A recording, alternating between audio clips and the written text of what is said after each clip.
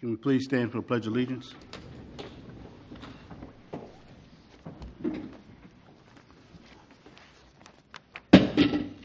Pledge allegiance to the flag of the United States of America and to the republic for which it stands, one nation, under God, indivisible, with liberty and justice for all. I'm sorry, I went out of order. Can we have roll call? Mr. Vieira? Here. Dr. Vogt? Here. Mrs. Wittes? Here. Dr. Sally? Here. Mr. Dangler?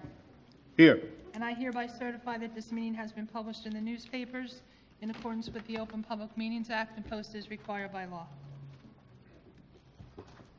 Thank you. Do we have a motion to accept the minutes from the July 24th meeting?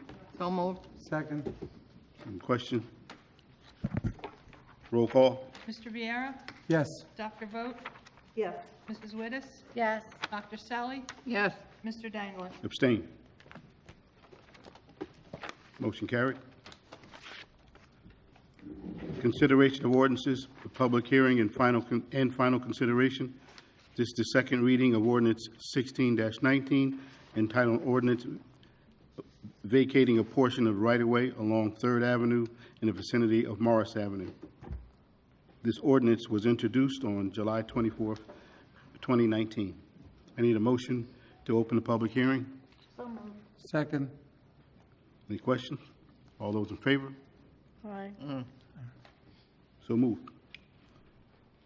If there's anyone in the audience that has a comment regarding this ordinance, please step to the mic, give us your name and address, and please speak clearly. You will have 5 minutes and only address the public, only address the council one time.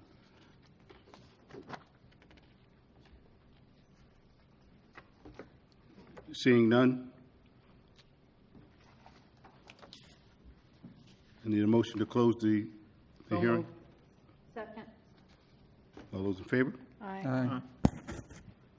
This is the third reading of ordinance 1619, entitled Ordinance Vacating a Portion of the Right-of-Way along 3rd Avenue in the vicinity of Morris Avenue. I need a motion to adopt the third and final reading. So moved. Second. Mr. Vieira? Yes. Dr. Vogt? Yes. Mrs. Wittes? Yes. Dr. Sally? Yes. Mr. Dangler? Yes. Ordinance for introduction, there are none this evening.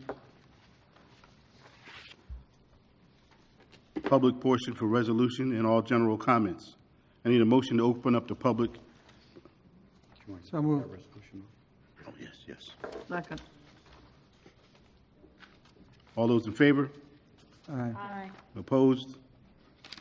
Before we start, I would just like to say that we are pulling Resolution R 174-19. The reason that we're pulling this is because one of our board members was, one of our council was not present at the first presentation, and we are going to have a second presentation, which the public will hear all at the same time. So we are going to postpone that until the next council meeting. So it is now open for public portion. Anyone want to address? Yes, just step to the mic and please state your name and address for the record, please. Thank you. Good evening. My name is John Corbin, and I live at 422 Ocean Boulevard, known as Ocean Point Condos. I'm in receipt of my tax bill, which I got about 2 weeks ago. And I come to speak to you tonight because I am retired. I'm on fixed income. We have money that we spend in our community at restaurants and other businesses throughout this town. But we are not made of money, and these tax increases that we experience over the next year are chasing us out of the state to live in a tax-friendly state. And I think that's happening in much of New Jersey.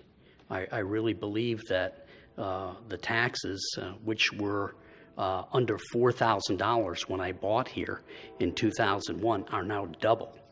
That's not easy to sustain, especially when you're retired. When I was working, I just grimaced and looked the other way. I live in condo 6F on the top floor of my condo. My tax increase without the veteran discount is $1,750 a year. My neighbor on 3F, 3 floors below me, has a $300 per year increase. You tell me. But I know the answer because I called the tax assessor.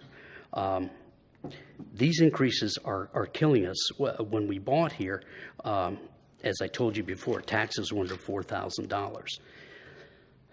By the way, Maurice, who I spoke to in the tax assessor's office, is extremely polite and very businesslike, and I wanted to praise him in front of you because he's doing a great job. So let me say this. I looked into the tax increase that my neighbor in 3F is paying $300 a year. That's a huge discrepancy. I'm paying 5 times more for the same place, same square footage as he is. And you know what the answer to that is? The answer is that I've got a better view of the ocean. I mean, when I bought there years ago, it was always that way. We didn't get charged more or less. And so I ask you to put it in relative terms, to consider this. Maybe I have a ranch, it's a 1-story, and the guy next to me has a 2-story, and he can see better than I can see, so they charge him 5 times more. It does not make any sense.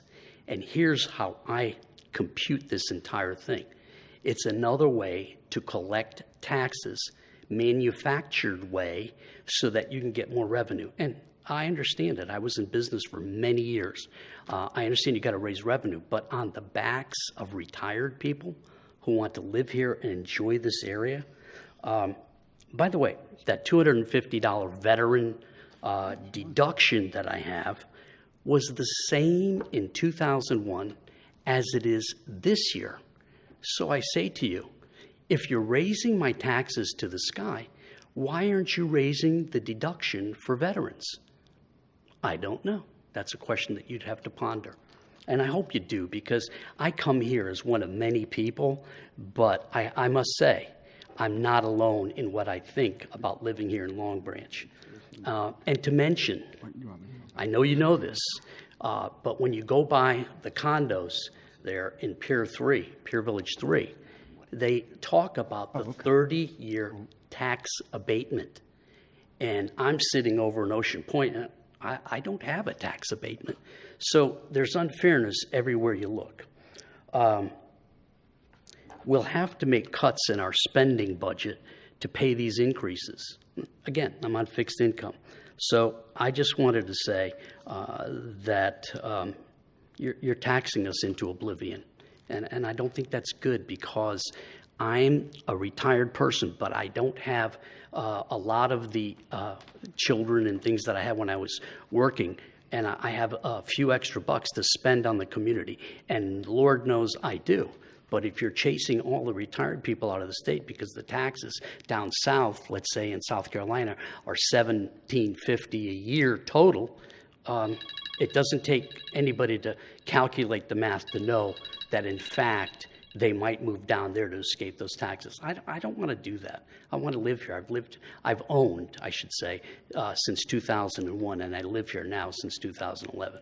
So thank you. Thank you, Sir, if I may add, and then I'm going to ask our city attorney just to address what perhaps you can do. But, I mean, we are very sensitive to what you're saying. I just wanted to point out that the last 2 years prior to our administration coming in on July 1st, we had a flat tax rate on the municipal side, and there was a 3.9% increase on the school side.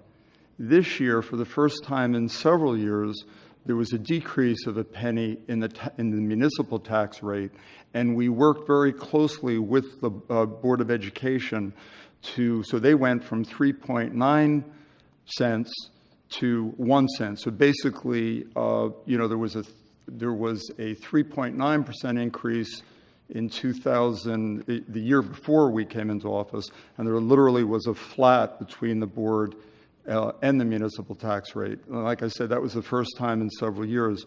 Now, having said that, I know that the assessments for some have gone up significantly.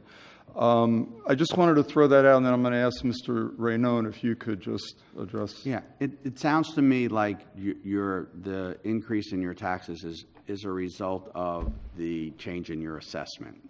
I think That is that's correct. what it sounds like. And it also, because when you explained to me that there was a difference between yours and the municipal, the rate is the rate.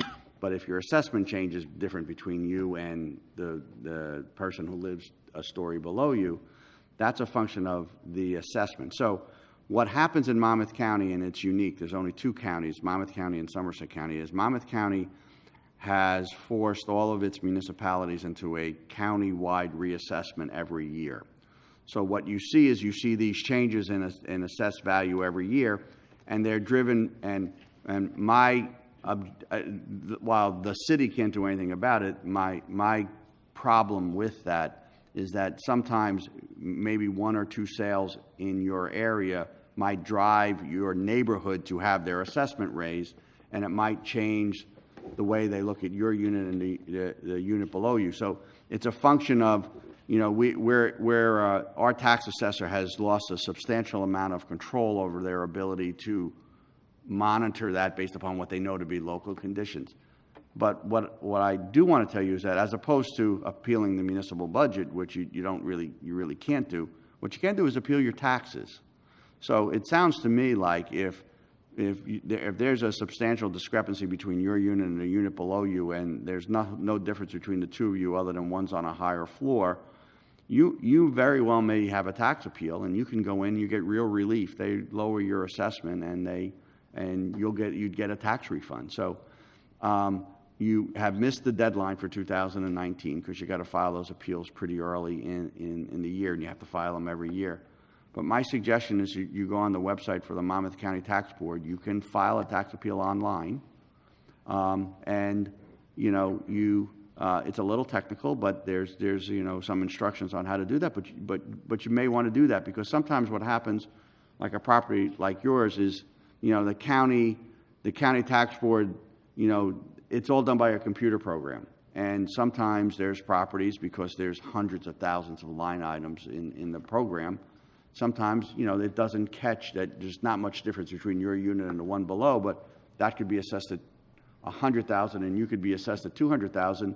And even though the tax rate is the same, you pay twice as much in taxes. Correct. So my suggestion is that you do that. It's worth they're very helpful in walking people through who are pro se. It'll require you. And the great thing about, 20 years ago, it was harder to do, but now you can go online. You can look at sales for units in your building, sales for units that are used, in comparable buildings, maybe next door to your building, and you can go down to the county tax board and say, heck, you've got I'm assessed wrong. You should reduce it, and you might be surprised. And the tax assessor's office, by the way, will help you with that process too. Okay, thank you. You're welcome. May I just respond to one comment that you made, and it is this. Regardless of all of these suggestions that you make, the bottom line is this pocket's going to be a lot lighter next year. And that's where the rubber meets the road. Mm-hmm. In other words, if you all live in town, and I hope you do, that you've been reassessed. I hope not as badly as I've been, but this one-year reassessment is another political gimmick to raise taxes, and you all know that. I'm just saying it as John Q. Public. And so I leave you with that thought, because I know you have influence in these decisions. I know you are elected council folks, and that you have to look into this. As the president of the council, I hope that you hear what I'm asking, and hopefully you can get something done and relieve us of this enormous burden. Thank you. Thank you. Thank you.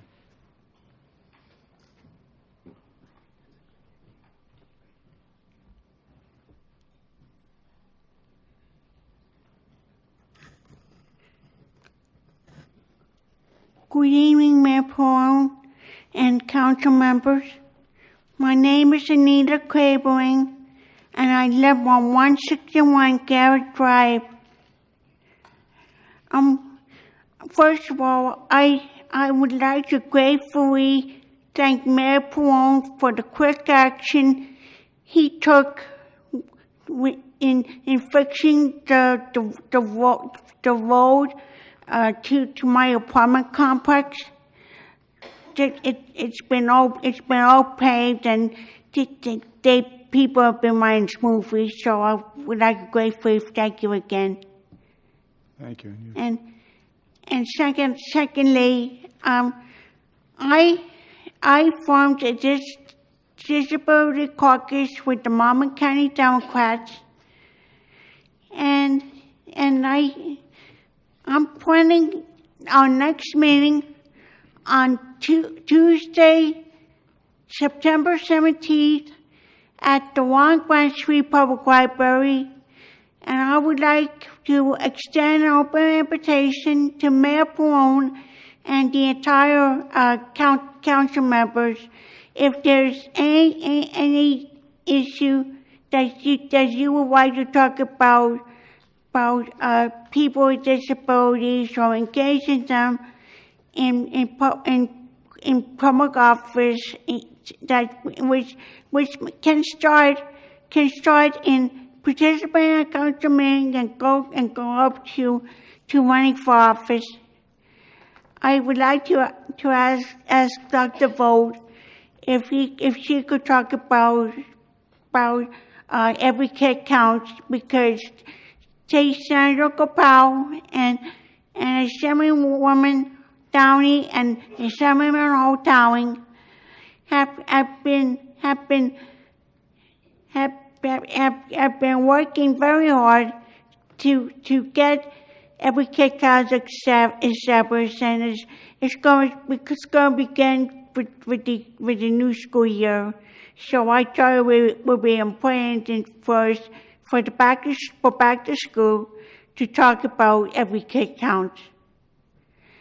So if anybody would like more information about the meeting, please let me know.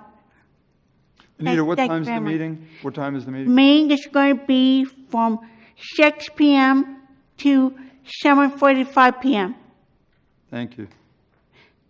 Thank you very much.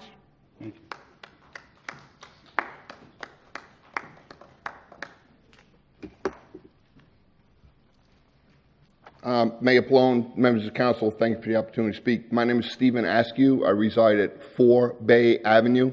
It's at the north end of Long Branch Avenue. I'm the house immediately next door where the old rec center used to be. I just want to bring your attention to issues that have been occurring this summer, all right, where the police have had to been called 4 times. They've been responding very, very well. I want to thank them, very professional. Most recent at 2 o'clock in the morning, this past Monday, where people are coming in at night, fishing, crabbing. I understand it's a beautiful piece of property. It's on the waterfront. Waterfront access to the public, paramount importance to the residents of Long Branch. I understand that. 2 o'clock in the morning, coming around my fence, fishing off my bulkhead, not so good. All right. Parking at night, extending their stay. All right. I asked that the council post ordinances at the location. There are no signs identifying it as a public space. There are no signs identifying park hours, smoking rules, traffic control. People, there is the old lot that was there. People, there's no bumpers or berms. Public is bringing their cars right up to the waterfront, into the high grass, becomes a safety issue, becomes a nuisance. All right.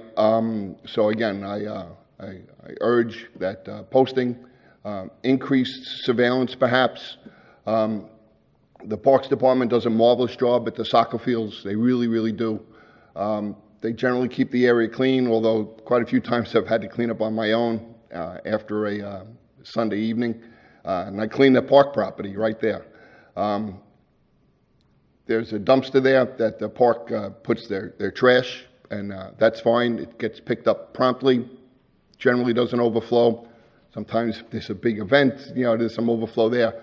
But it's prone to illegal dumping. You come in someday, it's not only park trash, which you can clearly identify, construction materials, people surreptitiously dumping, again, becomes a nuisance, becomes a hazard, attracts vermin and other critters. So again, I urge the council to post the property with ordinances as required. I urge the council to ask the police department to increase their surveillance activities in that area to keep the residents. We're down, it's not only my home, but there are a bunch of homes on a lot of dead ends there. It gets really dark at night, and if the public, again, enjoying themselves during the day, absolutely love it. How many residents do you hear that they enjoy living next to public space?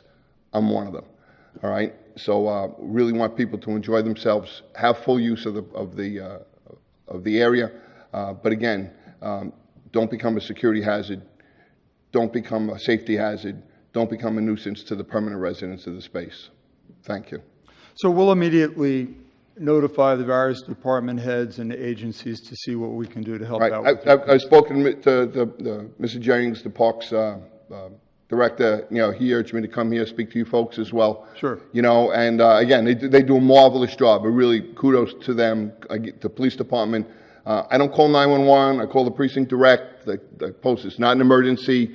But if it's 11 o'clock at night and there's 2 or 3 cars kind of coming in, coming out, Lover's Lane's one thing, 2, 3 cars coming in and out, something else. Just want to make sure that the residents up at the north end of Long Branch Avenue are protected. Great. All right, Chief, thank you. are you concerned, can you address any of these concerns? Are you familiar with us? No, I haven't heard anything like that, but we'll definitely take a look at it. Seems like maybe some fencing may be needed and maybe some signage to tell people that it's shut at night. I don't think Yeah, at dusk, parks generally close at dusk or whatever time the ordinance says. And it's hard to enforce from the police department's perspective. How do you enforce or prosecute if it's not posted? So I've been a public employee for 40 years, so I understand how it works. It's just that, we'd like to Maybe get a little bit if surveillance. you don't mind sticking around, or if you can give the chief your name, Sure, absolutely. email, and then I'll get it from him as well. Absolutely, Mayor. Thank you so much. Thank Thank you. you, members of council. Thank you.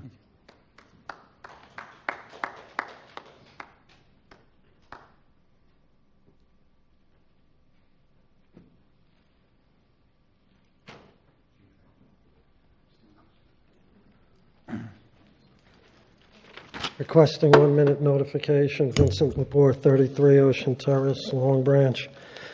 In regards to the first speaker, in reference to your taxes, I'd like to make a little bit of fact checks here.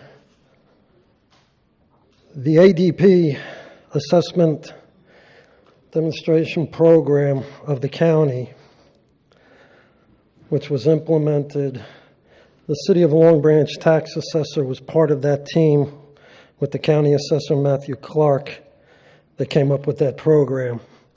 I still say to this day that program has a tremendous amount of problems, and apparently a couple of weeks ago, people saw it in their tax bills. As far as the 30-year tax abatement sign on Pier Village, there lies the grave social inequity in this city, where long-term residents are getting burned for the invite of new residents with the incentive of a 30-year tax abatement. Also, to that first speaker, you are paying into the Board of Education where that 30-year tax abatement on that building is not. While your children have grown and you're retired, you're still contributing to the board when these tax abatements don't. That's the unfairness. And as far as the local budget is concerned, I've attended workshops since 2003. We've got enough fat to cut in this budget to make significant savings and reduce spending.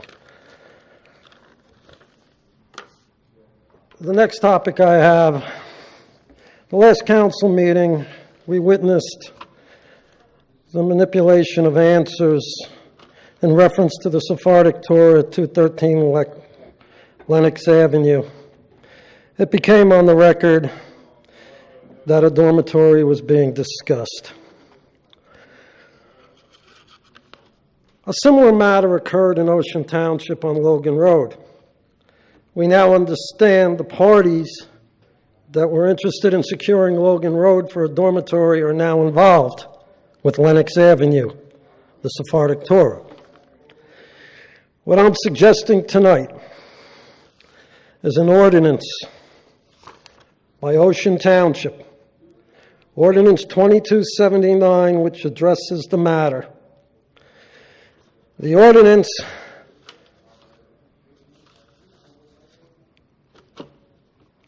puts religious dormitories and educational facilities of housing in industrial zones and zoned office parks without any need for use variances. Commenting on this ordinance when it was passed in October 13, 2016, Mayor Siciliano of Ocean Township stated, "I think this is a step in the right direction to help keep our residential neighborhoods strictly residential," end quote. Again, Mayor Siciliano of Ocean Township further stated, quote, "We now have a zone for this use, dormitories. We previously didn't, and now it will exist in the event someone wants to come in and have this kind of dormitory use," end quote. This would benefit this ordinance, the residential zone in the West End that is currently embattled with a proposed dormitory use. The Ocean Township ordinance is a template.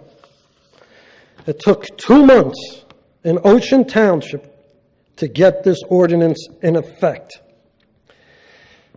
The residents of the West End Got 1 minute. will have the potential to address the malady that's affecting their situation with the discussion of this dormitory.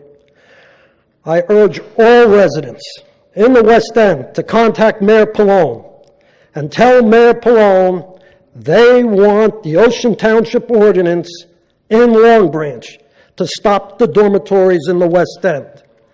Since I've introduced Ordinance 2279 on the record, I will provide the clerk after this meeting with a copy of this ordinance for implementation.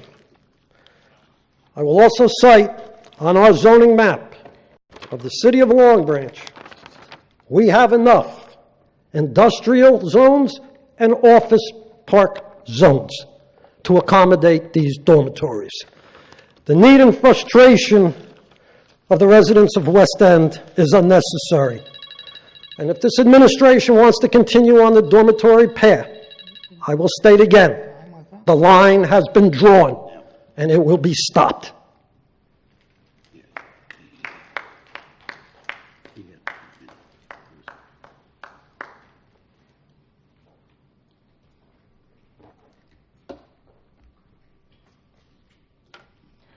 Good evening.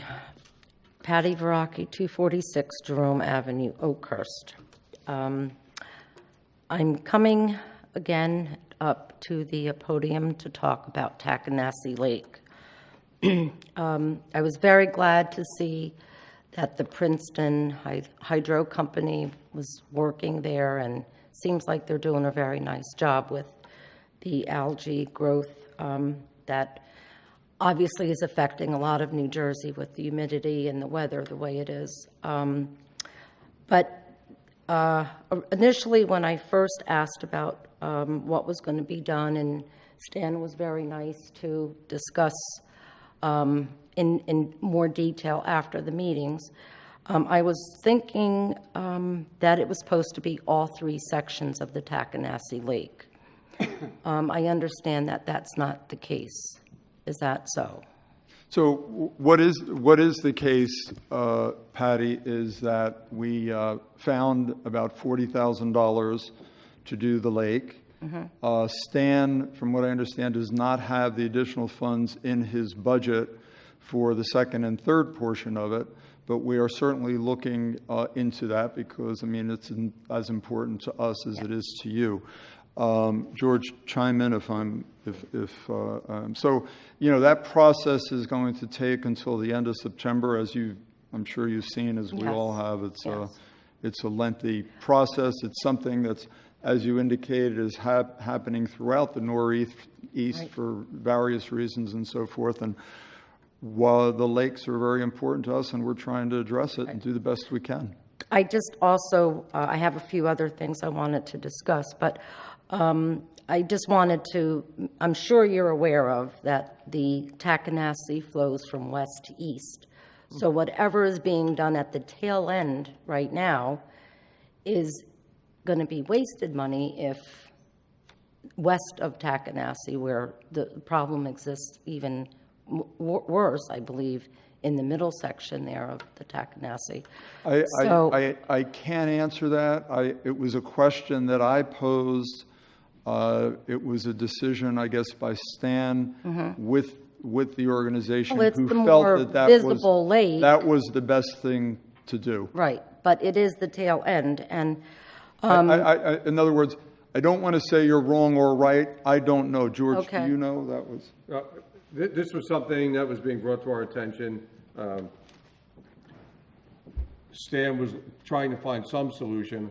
I had prior experience with the company in question. I told him to reach out. Right. The initial quote that I was aware of was $30,000 for those two sections. We felt that was a good start. It was something we could afford, and we went ahead. Well, if you could, please look into the budget and see if maybe there's something that could be done further upstream where the water does end up at the that's more visible.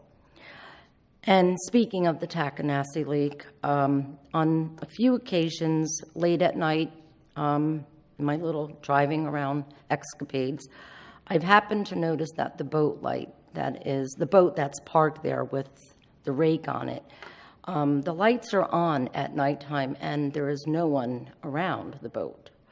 I drove away and then came back and noticed the lights were off and then they were on again. So I'm wondering if there's some, some, not vandalism maybe yet, but possibly somebody should be looking into some foul play going on. We'll do that. Patty, do me a favor. I apologize. Repeat what you just said about the lights.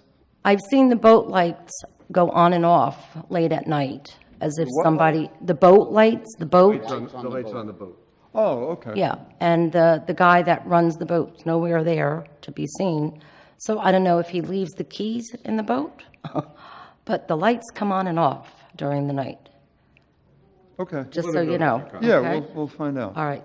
And then, I don't know if I'll have time for this, but who is in charge of cleaning, manning, policing the bathrooms by the wave and the carousel? Stan is in charge. Yeah, okay, because recently there was some people that were saying that it really needed attention. And yeah, I mean, I'm down there all the time. We're well aware of it. That's just such a crowded beach, and people are going in there and changing, and the water runs and everything else. Yeah. There's no doubt we're trying to address that. Okay. And in that same little area, this is a real quick question. Who actually owns the little piece of Ocean Avenue that goes from the wave to, like the zigs, the part of the, on the side of the wave to the boardwalk, the carousel, to the old section of that little, it used to be where the Ocean Avenue, Morris Avenue was all belonging to the city, so to speak. There was public parking there. Now it seems like Morris Avenue is basically a driveway for the wave and the eventually. It's still owned by the city. I think it's still owned by the city. It's still owned by the city? I'm fairly certain it is. You'd have to show me where on a map, okay, and I'd be able to tell you. All right. I just wasn't sure about that. Thank you. Thank you.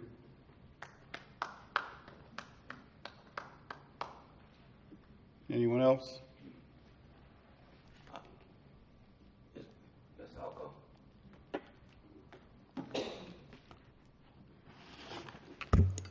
Hi, Ernest McNally. I don't know if I said it before, but born in Long Branch. I live in Asbury Park.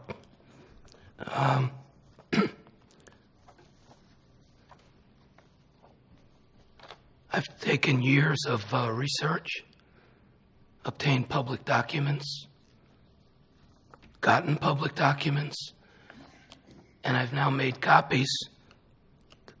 I have 7 copies I want to give out because I feel like when I come here and I talk about the Holy Smoke Cigar Club, I either feel disrespected or like that I'm on Flash Gordon's spaceship. That's the way I feel you get treated here. But to be more to the point, in the last few meetings, the city manager and the council president both announced to the public on television that everything's been checked out and everything's legal. Alcohol, cigar smoking, and card playing. It's all legal. And the part about the ladies being invited up there, a place that's open 24/7, 365, you sort of said, well, I have to come up with some proof. I don't really feel that that's my style. I think maybe like your street crimes or your vice could handle that kind of thing. So anyway, here they are. I'm going to leave them with you. This is an Oprah that I filed about the building and the operators. It's not the first one I filed, but it's the latest one. And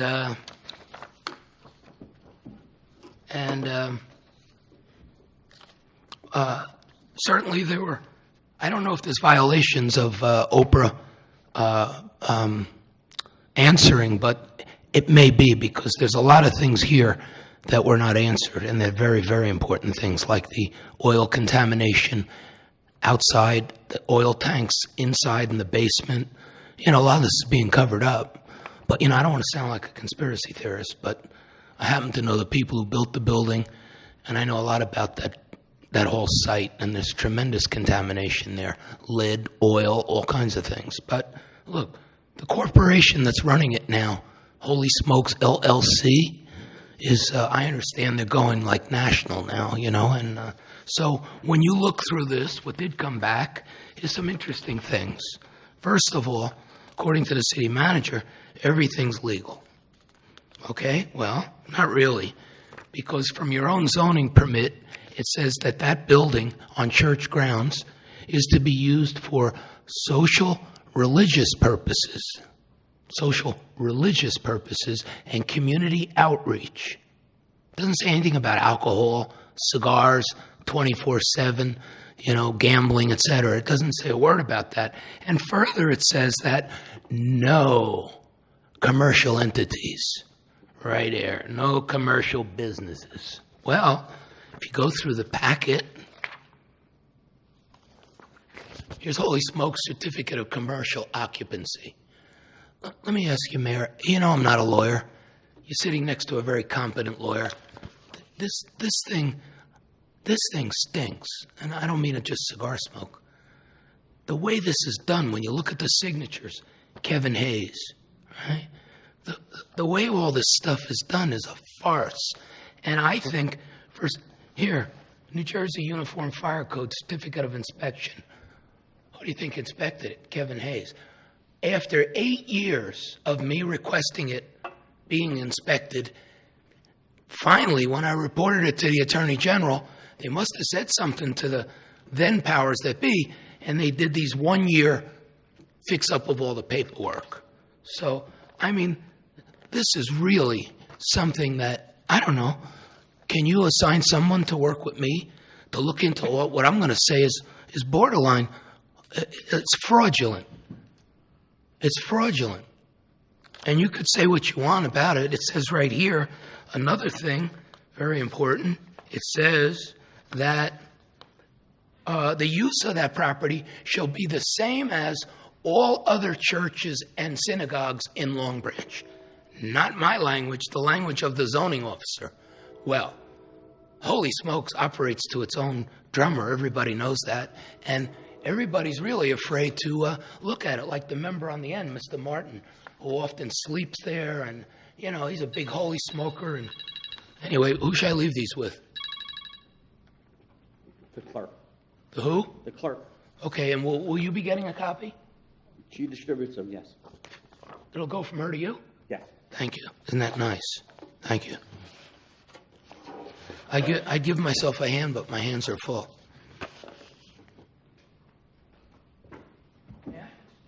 Yes. You can leave it right on the table and I'll get it. Right here. Yeah, please.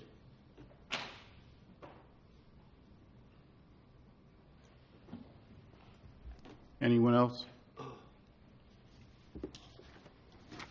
Hearing no one, we have a motion to close the public portion of the meeting.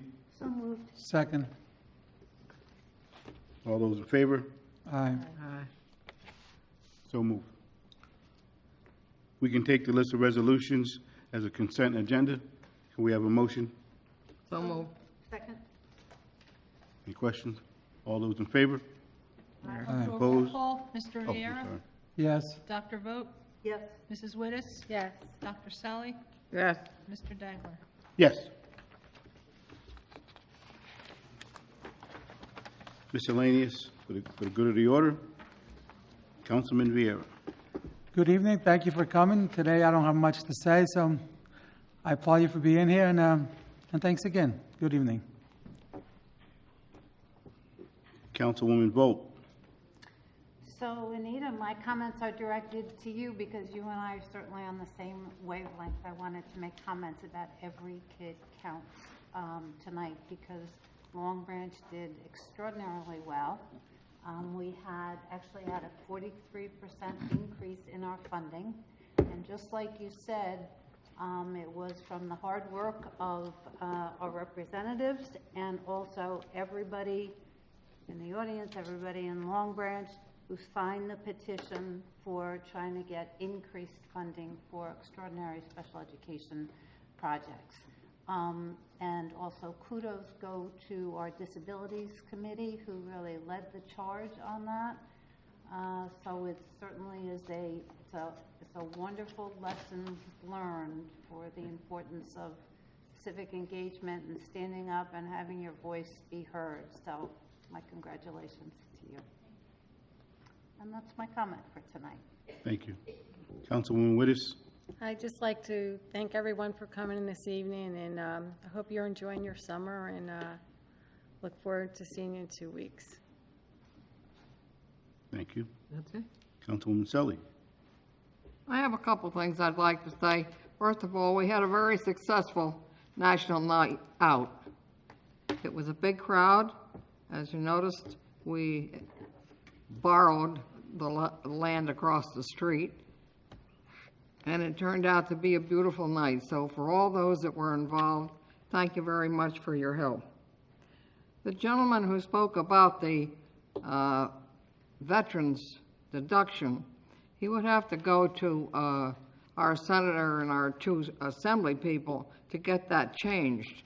That's if I'm not mistaken, that's a state law, and it hasn't been changed in a long time. He's right. We have to take the action to get our legislative people involved.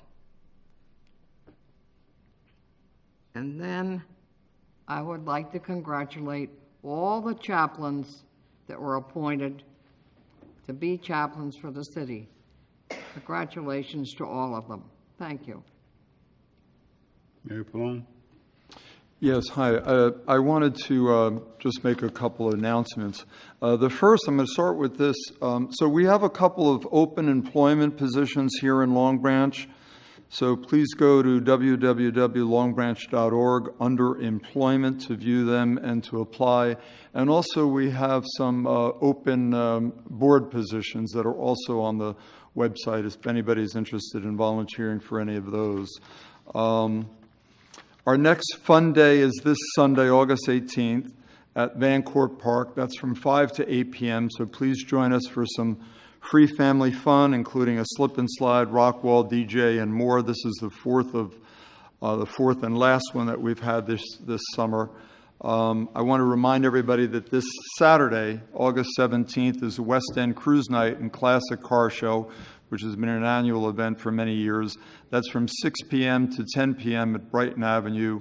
And we'll be having entertainment by both the Coasters and Shirley Alston Reeves.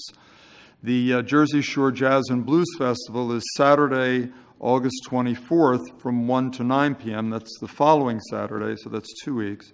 And check out our social media or email blast for the full list of events that day. And then that night always concludes with fireworks at night. That's also been an event that we've had here in the city for the last 20 years or so.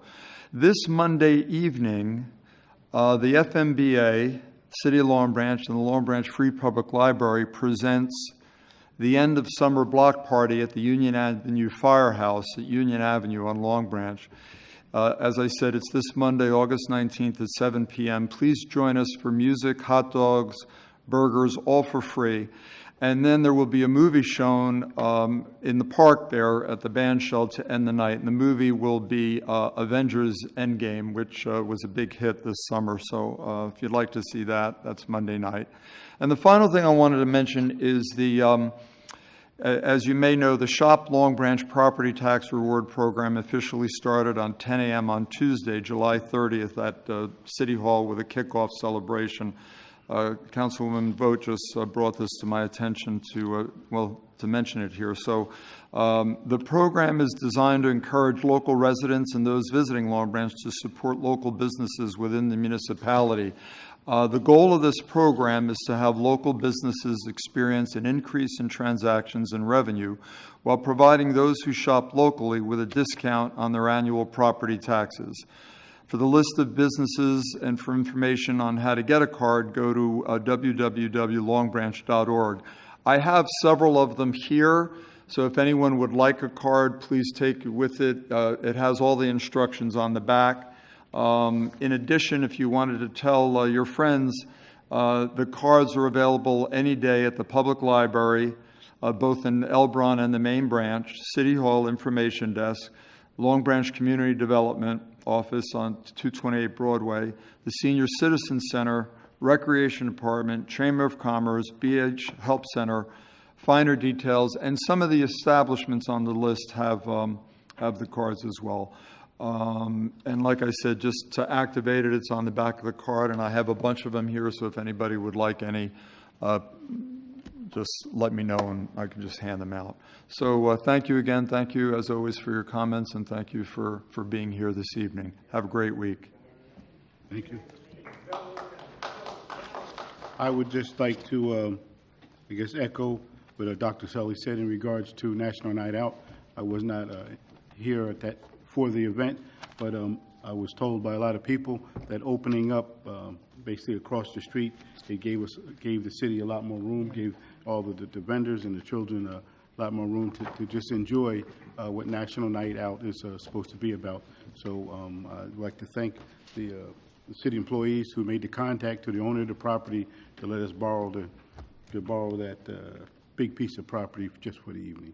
And the other thing is, since this is televised, I would like to just have everyone go through our website and find out when our bulk pickup is, since we did change from every Wednesday to every twice a month, just to help out Department of Public Works, who are working hard to keep our city clean. But we still have some that are just putting out bulk every week as if we're still picking up on a weekly basis, and we're not. So please just go to the website and find out what weeks that we will be picking up in the part of town that you live in, so we can, again, keep the city as clean as possible. Thank you very much, and have a blessed evening. Adjourn the meeting. Now, I need a motion to adjourn the meeting. Second. All right. All right. All right. Stop on me. I won't see you next time.